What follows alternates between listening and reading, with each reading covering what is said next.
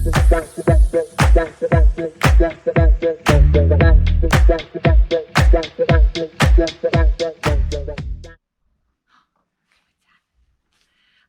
I'm Carol, and my co-host for today is Taz.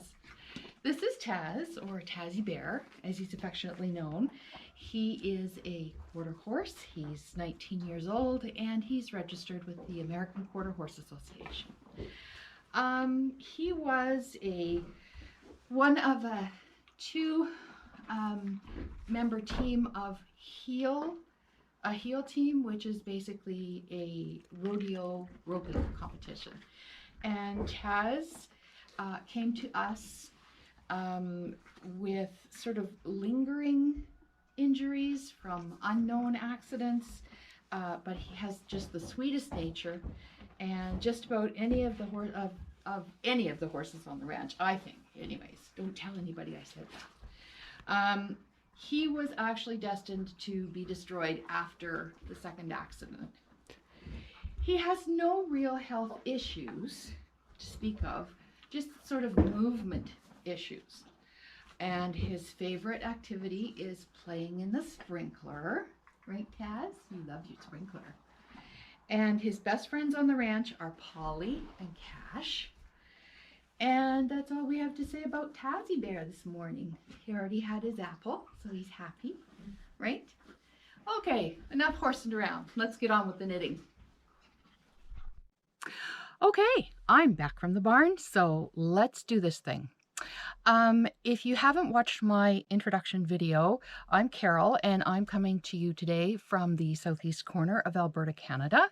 Today is October, I want to say the 17th, could be the 18th, I'm not sure. It is a Thursday. It's warm and sunny outside for this time of year, and just enjoying all the fall weather so far. You can find me, if you want to follow me, on Instagram as Naughty Knitter 61. You can find me on Ravelry as Crafty Carol 61. And if you need to send me an email, it's swatchthisSpaceDesigns@gmail.com. Now, if you really want to participate, you can buy a horse a coffee at our Ko-Fi or Coffee, or however anybody pronounces that, our coffee account. It is kofi.com/swatch_this_space. You can buy us a coffee too, because we're up at 5 in the morning in the barn. So yeah, we can use the caffeine. If you want to follow the ranch, you can follow 5 Winds on Instagram as 5 Winds Ranch Rescue and Rehab, or on Facebook just as 5 Winds. And all of this information I will put down below so that you can have a look later. You don't have to madly take notes during the podcast. So as you've seen, today's episode was brought to you by Taz. If this is your birthday, Taz and I want to wish you many happy returns of the day, of the month, of the weekend, however you celebrate it. Happy birthday. Okay, let's do a little bit of knitting. So what I'm wearing, let's start with what I'm wearing. I'm wearing the Alberta Summer sweater by Sandra Buzza. She is an Edmonton, Alberta designer. Edmonton is the capital of Alberta. It is a free pattern in Ravelry. I made this one a couple of years back, loved it. I don't know why I haven't made more, but I will be making more. The yarn that I used was from Custom Woolen Mills. It is called Mule Spinner Yarns. It's just squishy and wonderful. It's not superwash. It is a bit toothy, but as soon as you soak it and block it, it blooms, and it's so soft, just so soft now. This is a superfine 1-ply, and in 112 grams, you get 395 meters. So that is roughly a fingering weight. This shade that I used is called Sheep. And this pattern itself was published in January of 2020. I noticed on Ravelry that there are around 400 references to it. 130 are makes and 270 are in people's queues. I'm sure that more than 400 people have made this already. It gets a 4.8 star rating on Ravelry, and it's a free pattern, so hey, you can't go wrong. The details about the sweater, I enjoyed every minute of it. You can customize the sleeve length so you can make it short. I did mine sort of like an elbow length. You can put ribbing at the end. You can follow the pattern suggestion for the bind off, which is a very, very nice, comfortable bind off. I would say this is a good beginner sweater. The lace is very easy, the lace around the top, and it has, what's the word I'm looking for? Rest rows. I was going to say relax. Rest rows in between so that you're not constantly doing a lace pattern. And, you know, if you just want to try something and grow as a knitter, when I first did a lace pattern, somebody said to me, "Oh, you really enjoy doing lace." And I said, "Do I?" I like the pattern. I'm just following it. It says to yarn over. It says to knit two together. It says to do that. You know, I didn't classify things as lace or otherwise. I just knew that I liked it and I made it. So if you're out there, you're a new knitter and you want to try something really, really satisfying to knit, I would try again the Alberta Summer. Okay, this pattern is very, well, I won't say very size inclusive.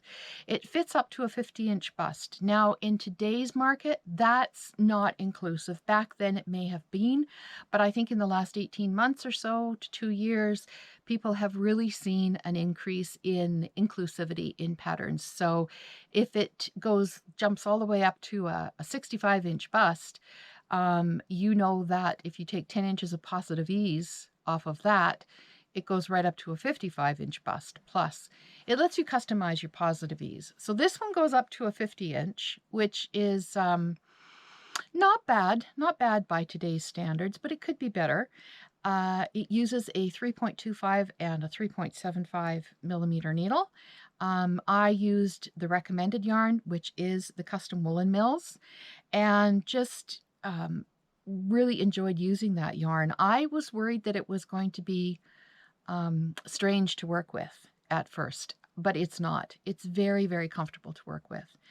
The other thing I can say about this sweater is that it would make really good car knitting, because once you're through the lace, you just have the sleeves and the body, and the bind off is a very simple bind off, very, very simple. So you can, you know, chat with someone and knit at the same time, or just use it for, like I said, for car knitting, that sort of thing. So yeah, really would highly recommend the Alberta Summer.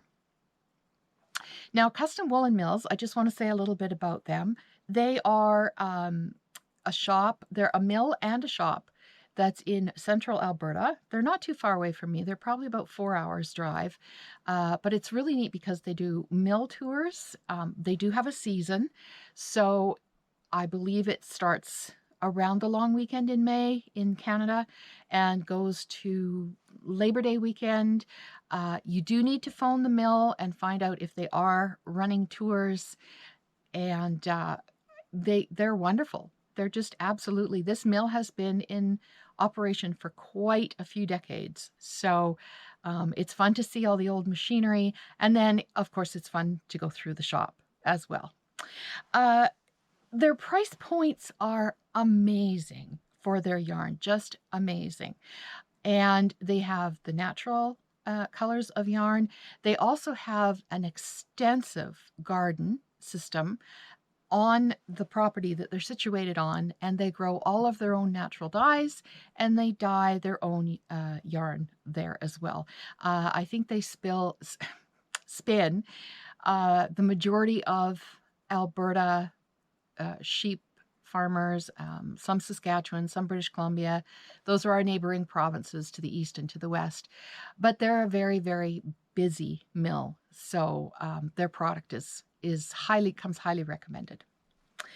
Okay, now let's just talk about some finished objects, should we? I'm just going to take a quick sip of my tea. here we do not go around the knitting without a lid or a sippy cup. I can tell you a sad story one day about a cup of coffee and a project bag full of white yarn. Yeah, did not end well at all. So I at least like to have a lid. I prefer a travel mug if I'm going to go anywhere near my yarn with my coffee or my tea. Today I'm drinking tea. It is organic cream of Earl Grey. It's from David's Tea. I know that they're throughout Canada. I'm not sure if they're in the United States or anywhere else, but it's a really, if you like Earl Grey tea, this is a really, really nice one. So cheers.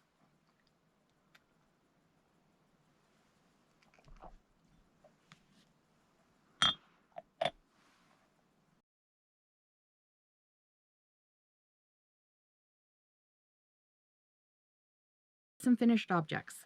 What have I got for you today? Well, I have always wanted to try the Hermione's Everyday Socks pattern. I know it's quite a popular pattern. I wasn't sure what all the hype was about. And I had a beautiful, beautiful sock set that I purchased from Biff Sugar Yarn in the UK probably about 3 years ago. I believe she dyed this one in the spring because it was called Snowdrop. And the colors were just fabulous, so I had to send away for it. Just had to. So this is my Hermione's Everyday Sock, but I ran into a little problem. Can you see? I ran out of contrasting yarn. There were a couple of reasons for that. I made a longer 1x1 twisted rib cuff. I think it was 20 rows. I usually do about 10, 12 at the most. I did my typical heel flap and gusset heel on there, and then I put a little nice contrasting stripe at the top. Maybe you can see that better. Whoops. Like that. Can you see that stripe? And realized I wasn't going to make it. So what I do now is, if anybody asks, I just say, well, I made one for my left foot and one for my right foot so that I don't get mixed up when I put them on. And that's my story, and I'm sticking to it. So those are my Hermione's Everyday Socks. I believe this was a 72 stitch pattern on a 2.25 millimeter needle, and the Biff Sugar Yarns Snowdrop set that I had was definitely fingering weight. It was a sock set. So her yarns are amazing. She's a fabulous dyer. Check her out. And the Hermione's Everyday Socks, these won't be my last pair.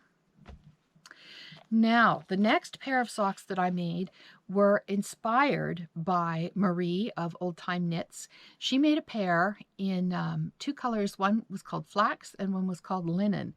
And I just thought they were so pretty. And I went and looked them up right away and thought, yeah, I'm going to make myself a pair. So these are the Fletching socks by Jessica McDonald. And they call, well, I'm not sure if they call for the Patton's Croy. I'll have to have a look. But I followed Marie's lead and used the Patton's Croy sock. Now, the colors that I used were called Plum. And I did use, oops. Sorry, I have to get used to my camera. I used Plum, and the linen is the cream color. And on these, I just did, again, the heel flap and gusset. On some of my patterns, I included German short row heel, but I just find for me, the German short row heel doesn't fit my foot as well as a heel flap and gusset, even though the German short row is like so fast to knit. But I prefer, when I'm wearing them, the heel flap and gusset. And then I did the extra little sporty stripe at the toe, because I just happen to like to do those. That's all. So that's 2 pair. The Fletching socks are Very, very simple color work. Again, I'll just show you here. Very, very simple color work. I would recommend these for someone who wants to learn how to do color work socks. This is a good start. And because the Patton's Croy, I believe these were knit on a 275, so they knit up faster than a 2.25 would. And so your color work, you get to see more of it. Color work is addictive, like stripes. So yeah, I would recommend the Fletching socks for a beginner who wants to learn color work socks. And then I needed to try some yarn. I saw someone else using it, and I thought, oh gosh, I really like the look of those colors. So it's a new to me yarn. I've never used it, but it is the Shepyas, and I can't tell you how soft this yarn is. If you've used it, you know. This is the Downtown. This is the self-striping. And this one is called Metropolis, which is the solid color. And I'm pretty sure, I'm going to go out on a limb and say that all the Metropolis coordinate really well with the Downtown self-striping. So I did these, and right away it's like, oh, Mom, I love those. I said, okay, they're yours. So these are the self-striping socks that I did for my daughter. I just did a 2x2 twisted rib, just a typical, I guess you would call that an umbrella toe. And again, the heel flap and gusset. And this yarn is a joy to work with. So I ordered more, intending to do a pair for myself. And right away, my husband was like, oh, that's nice, because it's grays and blues. So, works in progress. One of the podcasters that I watch, Anne of No Excuses, who is Spa Knits on Instagram, she's running a flat mal right now. And that's to offer up a challenge, if you will, to people who have never knit anything that's knit in pieces and then put together afterwards. So I'm one of those. I have always knit in the round. I've never knit anything in pieces. And I thought, I started this back in August actually, and I thought, well, Granny Square Day is August 15th. So I chose to do the Granny Square cardigan. Now, the Granny Square cardigan calls for a fabulous wool that I've used before, and this cardigan is going to be used to just go in and out of the barn if I need to, or run out to do some shopping. So I didn't want it to be too precious. And this, it's called Lion Brand Wool Ease, and it is a really nice yarn to work with. I think it's 80 acrylic, 20 wool, and very, very soft and squishy, and it's working up a treat. So I recommend it. As you can see, the cardigan has many, many different colors in it. So when you're working on your granny squares, you have to choose a time and a place where you can sit down and put out your colors. I think I make, for the size I'm making, I think I'm doing 9 squares of each color combination. So if I sit down and want to do a half a dozen, I want to have my wool somewhere where I can just pick it up and put it down, pick it up and put it down. Having said that, I did a swatch of one of the granny squares and looked at it, and it's very, very nice. And I thought, you know what, I want to kick that up a notch. The nature of a granny square is to have holes in it, and I didn't want that much of a hole in it. So I chose to hold mine double with alpaca and silk. So the 2 color combinations that I've finished right now are this one, which is the green, I'm so sorry, I'm still getting used to this camera. It's a forest green in the center, and then it's a gray, and then it's a pink, and then it's a white. So I'm finished this color combination. And the other one that I'm finished is this one. White, pink, burgundy, white, or cream, if you will. but I think you can see if I hold it a little closer. Oh, maybe not.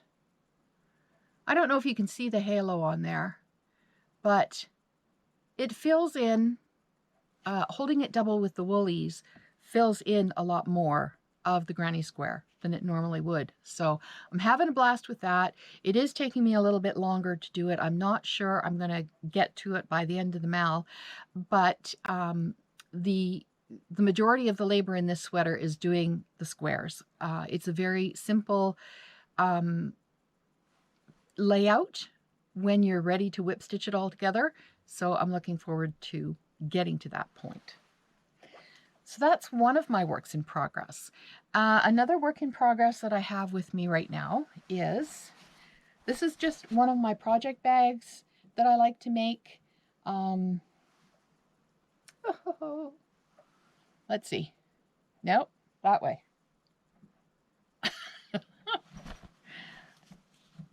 There we go. I'm also a quilter, so I make my own project bags. So I'm working on, this is something that I started back in August because I wanted to get a couple of summer teas done before we lost the summer, but it didn't quite work out that way. So what I'm working on is the Tankar tea. If you look back on my Instagram posts, you'll see I finished the top part. It's laid out just to see how it looks. Not to give too much away, but the top is done. The top of the front and the top of the back are done. Then you're going to seam your shoulders because it is a drop shoulder. You're going to join and then do the rest of the body. So I'm doing the Tankar, and I am using Stylecraft Naturals bamboo and cotton. I believe this is the color Rose. I'm going to make you guys seasick. And I would recommend this. It's a pleasure, an absolute pleasure to knit with. It's very, very easy on the hands, of course, with the bamboo content. So really pleased with this and looking forward to getting that finished. I do want to finish it, even though it's a summer tee. You know, you can wear it with a white blouse underneath it, a button-down blouse, and it will look perfectly acceptable. It's a little bit of a boxy, as you can see, depending on what size you want to make, but I'm really looking forward to having this finished. And the last but not least project is the elephant in the room. This is my white, well, what I'm calling my winter white ranunculus.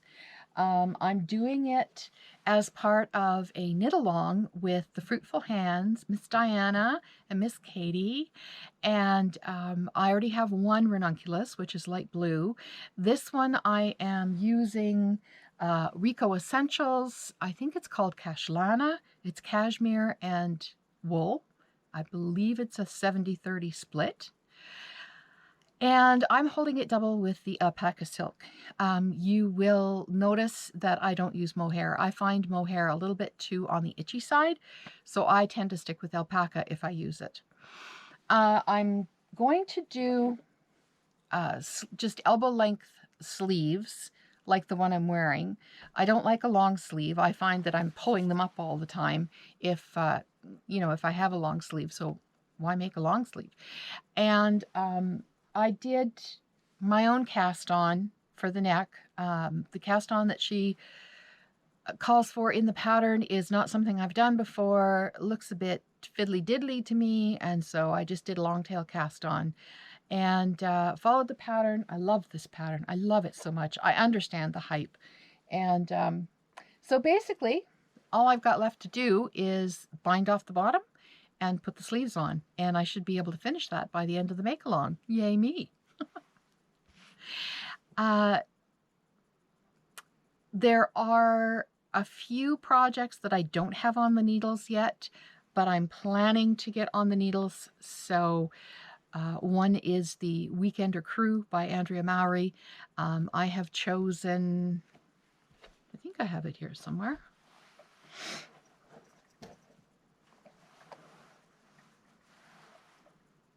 Just talk amongst yourselves. I've chosen the Shepya's Soft Fun, and this is a cotton and acrylic blend to make the weekender out of. I think it's going to be, it's nice and soft, so it doesn't, I'm hoping it's not going to stretch or grow like cotton does, and it feels really nice on the hand. I did swatch with it, and I think I'm really going to be happy with a weekender in this. So I'll let you know how that goes. Haven't cast that on yet. And my other plan on casting on very soon is the other popular sweater that's out there right now, the Misurina. And I just love, love, love Laurel from Knit All the Things. She has a beautiful one that she did in black, and the colorwork is done in butterscotch. And what a striking combination that is. So I'm not a black person. I don't like to knit with black. I've done it, but I'm not very often, and only for my daughter. So for my Misurina, I chose, this is from Woolcroft Yarn Co. It is on their Merlin base, and it is 90% superwash merino, 10% linen. This is in the colorway Mint, and there's 365 meters to a skein. And then I'm going to, that'll be the body of the sweater, and then this is going to be the color work of the sweater. So we'll have a really nice mint and linen. I believe this one's actually called linen. Yes, yes it is. So I'm looking forward to getting that on my needles as well, because I really like that sweater. It's just so stunning. And I also want to do an alpine bloom and a couple of other ones. So we'll get the Misurina done first, because I'm very anxious about that one. Okay, tea break. I'll be right back. And we're back. I am going to show you a few acquisitions that I got now. Back in mid-September, I went to the Prairie Fibre Festival up in Lacombe, Alberta. It's about a 4-hour and 10-minute drive from where I live, but the topography and the scenery in Alberta is phenomenal. I'm going to say that probably 80% of it is flat. It's prairie. A lot of it at the time still hadn't been harvested, so there was still a lot of fields that had crop on them. But when there's no crop, just to give you an idea of how flat it is, you could probably watch your dog run away for 3 days. It's pretty flat. But all of a sudden, you're in coulees, and basically, I guess you could call them foothills. They're getting to the size of foothills. And then all of a sudden you're back to prairie again. So it's really neat. I'm going to put a little slideshow in just to show you the unique scenery in Alberta.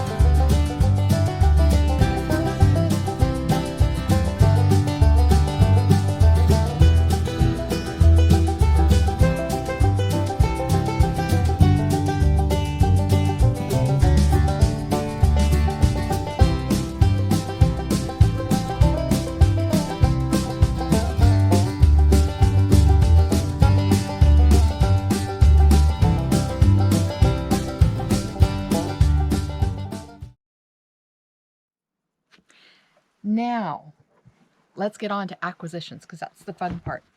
Of course, you have to get the swag. So I got the swag bag. And that says, I blame the yarn fumes, which is true. So this is a really, it's a great canvas. It's a super size for carrying all your treasures that you buy. And it's a really good sweater project bag size. Now, I got a mug. One of the things that I like to get when I go away are mugs. I have a feeling if I bring many more home, I might lose my happy home because my husband just rolls his eyes and says, great, because we need another mug. I am going to give you a bit of a naughty word alert, but I think that this is going to work for me because people like to interrupt me when I'm counting. So rather than having to speak and stop counting, I'll just show them this.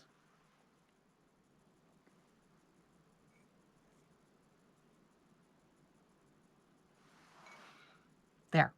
I didn't leave that on the screen too long, did I? Anyways, if you know me, that's my sense of humor. What else did I get? I went up with the intention of buying yarn from one of the most talented dyers in Alberta that I've ever met. Her name is Tammy. Her yarns are Numana yarns. I call her a colormatician because, or a colorgician. I don't know how she does it. I am hats off to the yarn dyers. It is a lot of work and you have to have a talent. Boy, I'm telling you.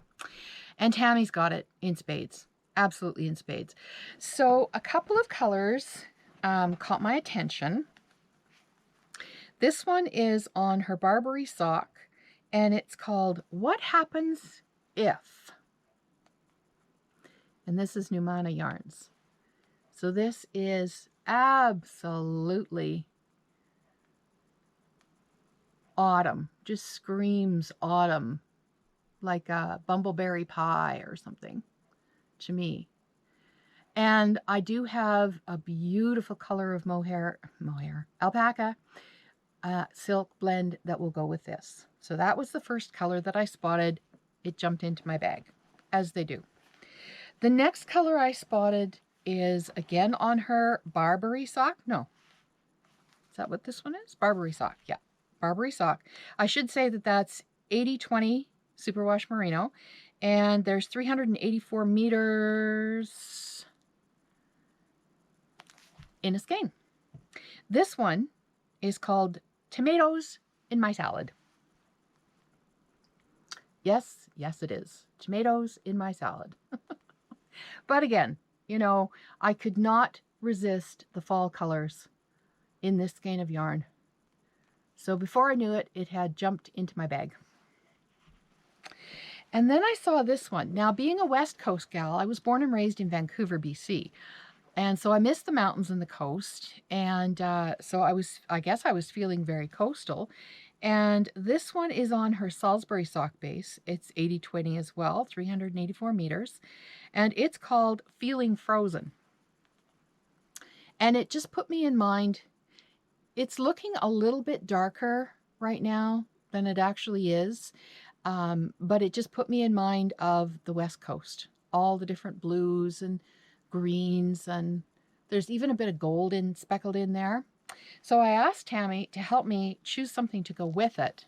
And this one is on Barbary sock 80/20, 384 meters, and it's called Sea Spray.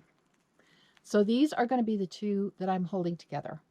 And I think they're going to be fabulous. And I don't know what I'm going to make. So suggestions on a postcard or down below in the comments. That would be marvelous.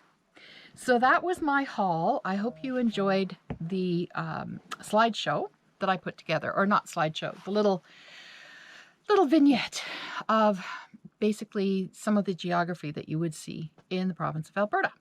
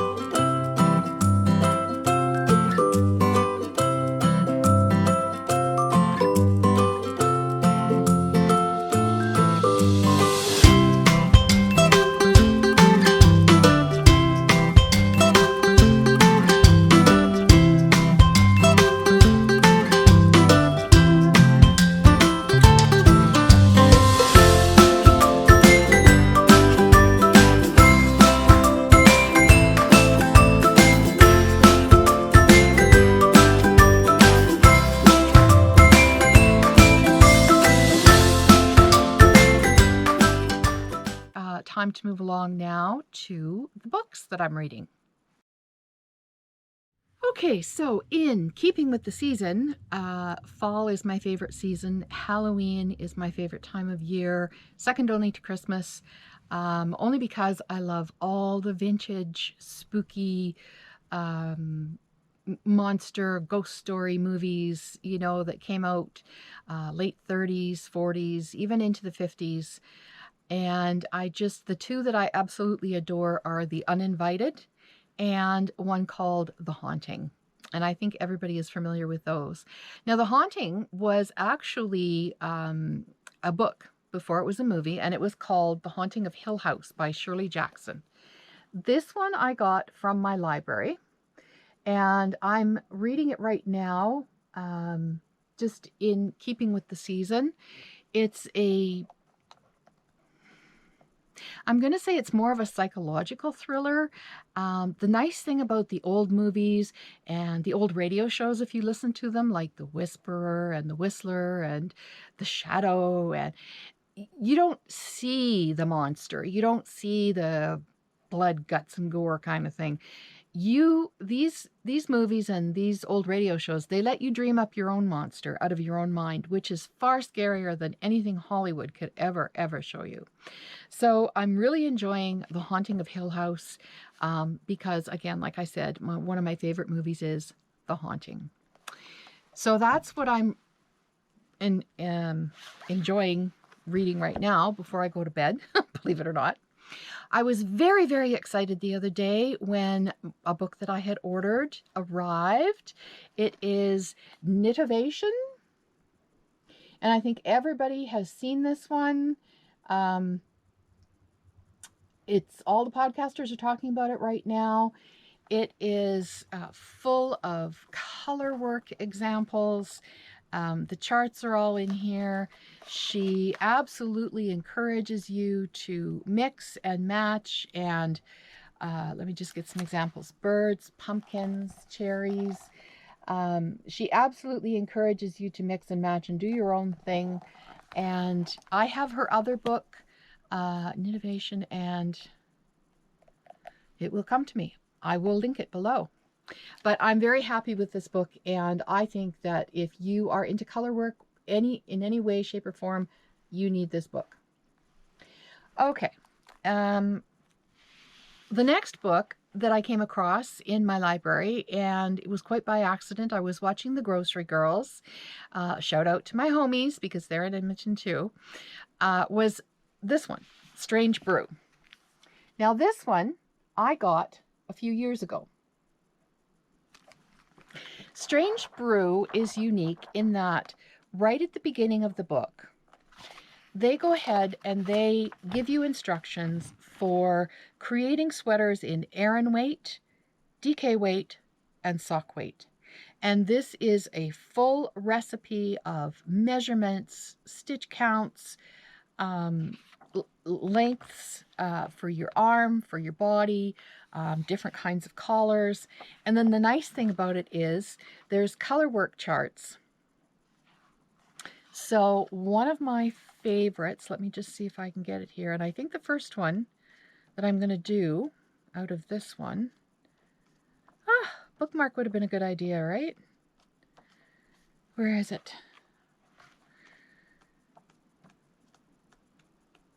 This one here. I'll show you the smaller picture because I like this color combination. This one here. Oh, let's get that a bit closer. There. That one is called Moraine. When Tracy and Jody were talking about this book, they were chit-chatting along and talking about how it's probably not available in print anymore, but it's probably available in download form. And the fact that this book is by two gals who just came up with the idea and said, let's go for it. And you know them as Tin Can Knits.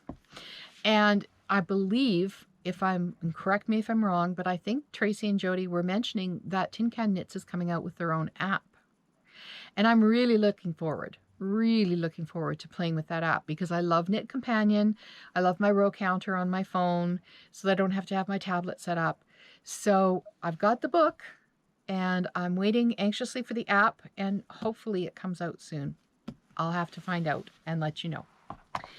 And then I was watching Ruth Loves to Knit the other day, and she was talking about a shawl that she had just made, and it was so beautiful. It's in 52 weeks of shawls. And so I went downstairs and pulled out my 52 weeks of shawls, which was a gift when it came out, because I have 52 weeks of socks as well. So I think the name is pronounced Hirose, but it is a beautiful, beautiful shawl. Let's just get this up here. And if you go into Ruth Loves to Knit and go back, I'm going to say 3 podcasts. She has a shorty up right now. And I'm not sure whether, I think she talks about it either 2 or 3 podcasts ago, but she's finished it. It's a monster. It's a big one. And I applaud her for finishing it because I love oversized shawls.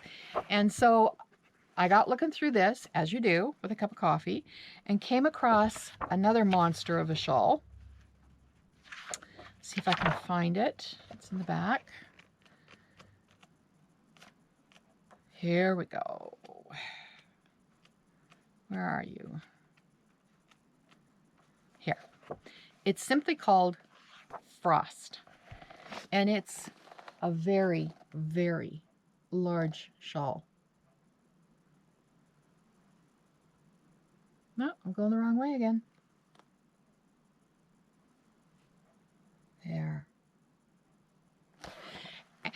Now that's done with a weight of yarn. They see it's 16 stitches when you're doing a gauge swatch. It's 16 stitches, but they call it fingering weight. So definitely for this one, gauge swatch, and just be safe because it's a monster, and you wouldn't want to get, well, I mean, it's a shawl, so it's not that big of a deal, but I think I'd want to get the gauge right. Okay, so that's it for books, and I'll be right back with a special announcement. Okay, so my special announcement. I am putting out a call for testers. If you watch my introduction video, you'll know that I'm also a sock designer. The proceeds, 100% of the proceeds from the sale of the sock patterns go to support my daughter's ranch. If you want to know a little bit more about that, I explain it all in my introduction video. And I am calling for testers on a pattern that I like to call Warm Fuzzies. These are a Flora alpaca and alpaca silk mix, held double. And as you can see, all I did was to change the needle, and you change the size. So the written, can you see the difference there? I don't know if you can or not. The pink ones are definitely bigger than the green ones. It's written in one size so that if you want to make it larger or smaller, you just go ahead and change your needle size. Again, the main yarn is Flora, and then it's held double with alpaca silk. And I'm telling you, they are warm and fuzzy. I'm a very easy person to test knit for. I usually give a 4 or 5 week turnaround for my testers. I encourage them to show what they're doing to everybody and anybody who will listen to them. This is going to be knit in a size 8 or a UK 39, I believe. And again, you just adjust it by adjusting your needles. And you only need to knit one, just to let me know what you think of the pattern. questions, comments, rude remarks, no rude remarks, please. And you can email me if you would like to be a tester for these warm fuzzies at swatchthespacedesigns@gmail. It'll be linked below.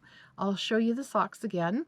This has a very, very unique, amazing, and wonderful heel construction. This is the Elizabeth Strong heel construction.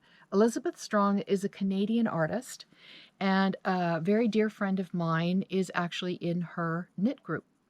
And so I asked her to ask Elizabeth if she would mind if I included her heel in my pattern, and she said, absolutely, go for it.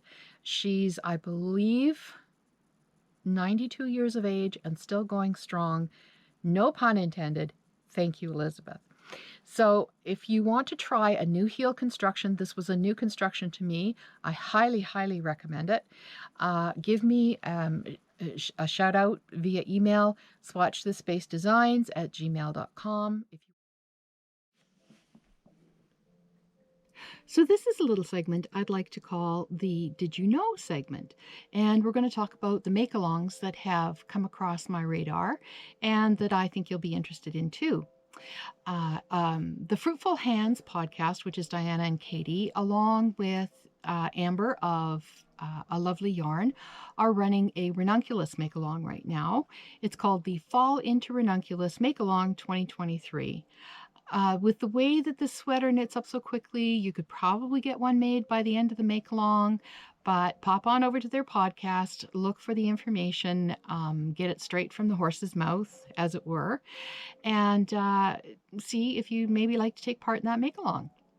Anne of the No Excuses podcast. She is also Spa Knits on Instagram. She's running a flat mail right now. This is for people who have never knit a garment in pieces. It's to inspire you to go ahead and give it a try. I've never knit anything in pieces. I'm a in the round, top down kind of gal. And so I was chatting with Anne a while ago and said, yeah, I'd like to try it. So she's very graciously running this flat make-along. Pop over to her podcast, No Excuses, and get the details from Anne. And then, of course, Ruth Loves to Knit. She's running a make-along called the Dust 'Em Off make-along. And that's to inspire you to go through your library and pick a pattern out of a book that you had purchased a while back and go ahead and make that pattern. And I hear you get extra brownie points if you do a deep dive or a stash dive and get the yarn out of stash for this make-along. So that's Ruth Loves to Knit, and it's the Dust 'Em Off make-along. Now, who am I watching? Which podcasters am I watching? Well, of course, the Fruitful Hands I'm watching. I'm watching A Lovely Yarn, Amber. I'm also watching Laurel of Knit All the Things. This gal has got it on. She's got it going on. She's made a beautiful, beautiful Misurina that I am very envious of. She's not afraid to use bright colors, even though her wheelhouse is more neutrals. So give her a look. It is, again, Knit All the Things with Laurel. I get very excited when I see another one pop up in my feed from Sarah of Fibre. Sarah is a very multidimensional crafter and an amazing knitter who uses just all the yarn that I would love to use. So again, that's Fibre. Sarah, pop on over, show her some love. Aquila of the Lefty Knitter podcast. She's lots of fun, Aquila. And right now she's doing Socktober, and she's doing it with her sock cranking machine. Now, this is not something that I'm necessarily interested in, but it's really fascinating to watch, and she's really easy to listen to. So a Lefty Knitter podcast, Socktober, all of her videos are really cute. I would highly recommend Back to Blighty with Becky and Harvey the House Bunny. He's just so cute. Becky is a phenomenal knitter and also a weaver. And some of the wraps and things that she's made are absolutely gorgeous. So Back to Blighty with Becky, very beautiful items that she makes. She's also doing a Vlogtober right now, so check her out. And then, of course, last but definitely not least, I've been watching Allie for years with This Little Wonderful Life and Little Drops of Wonderful. She's doing a Vlogtober right now. She recently did a kitchen renovation, which was lots of fun to watch. All the choices that they had to make and the mess they had to live with, and what the girls are doing and what her husband is up to. So give Allie a watch if you've never seen This Little Wonderful Life or Little Drops of Wonderful. Now, I've saved 2 ladies for last, for very honorable mention, because I think they've inspired me the most, and I pretty much feel as close to these ladies as I do to my sisters.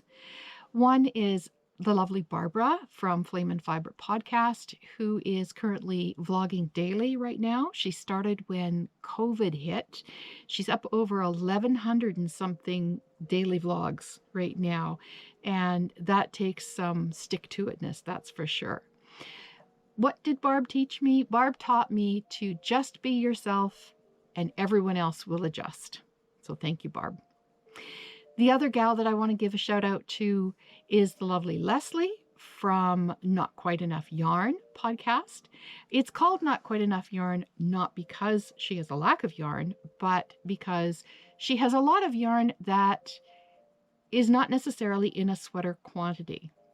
So she's not afraid to mix and match and swatch them up and see what, put things together that you might not normally think would go together. And it's always a success. Leslie has taught me to not be afraid of color. She's taught me to swatch. And Leslie absolutely holds me accountable for the size of my stash. So thank you, Leslie. I think that's it for today. I wish you happy knitting. Don't forget to take your knitting out in the wild and share your passion with others. And we'll see you again very soon. Bye for now.